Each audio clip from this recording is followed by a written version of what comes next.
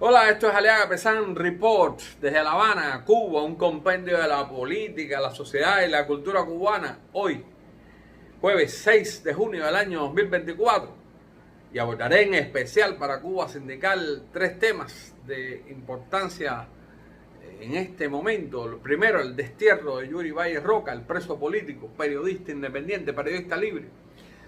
Luego, la aplicación de la ley Mordaza ya salió en la Gaceta de Cuba, ley Mordaza 4.0, porque es Mordaza, pero permite los anuncios comerciales, eso es un paso.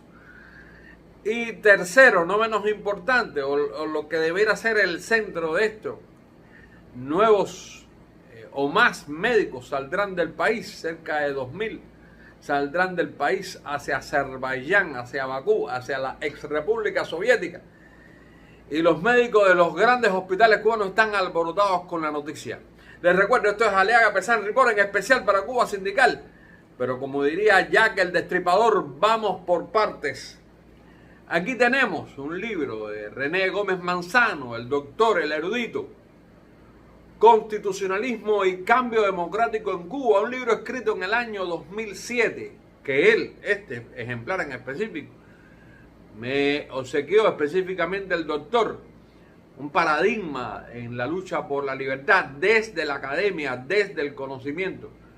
Constitucionalismo y cambio democrático en Cuba, dividido en tres partes, donde el más interesante, no menos que los demás no son menos, el más interesante habla de transición a partir de la Constitución. Constitucionalismo y cambio democrático en Cuba, está en Amazon, del doctor René Gómez Manzano y publicado por la editorial hispano-cubana en el año 2007.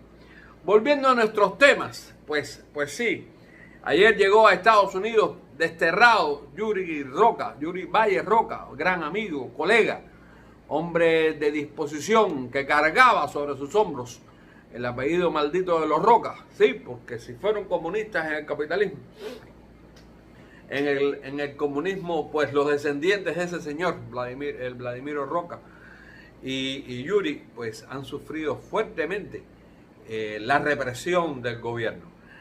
Yuri llega totalmente enfermo, los que lo conocemos, hemos visto sus imágenes en Miami y nos da mucha tristeza. Les deseamos pronta recuperación a Yuri, un tremendo bastión de la prensa libre en Cuba, un hombre de una disposición al trabajo, a la camaradería, a la solidaridad, que lamentablemente ha salido directo de la prisión al destierro.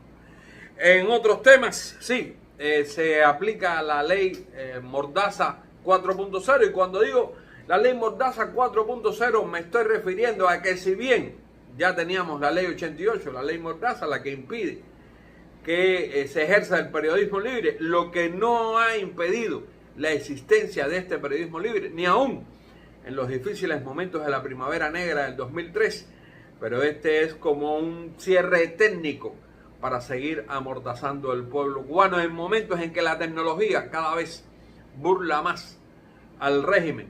Y no es menos cierto, si alguien quiere saber lo que está pasando en Cuba, no debe leer la prensa oficial, porque no dice absolutamente nada, debe guiarse por la prensa libre y los medios de comunicación alternativos. Esta ley Mordaza entrará en función dentro de 120 días, pero todo el mundo sabe que la ley está hecha para que los segurosos la incumplan.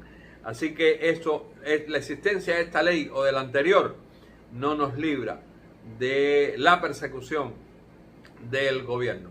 No por último, menos importantes, están calientes las gradas en los grandes hospitales de La Habana. Estoy hablando de La Mejeira, estoy hablando del Calixto García, estoy hablando de los grandes, hasta el militar y el naval está hirviendo los grupos de médicos que quieren ir a Azerbaiyán. Se dice que enviarán 2000 médicos a ese país.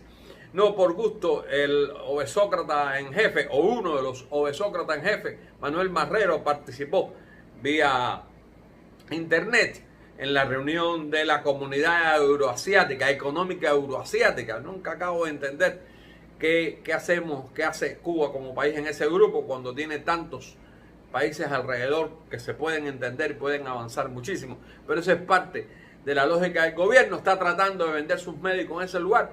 Y lo lamentable es que este país, que vamos, no quiere decir que Azerbaiyán culturalmente sea un país democrático, aunque lo es en su estructura.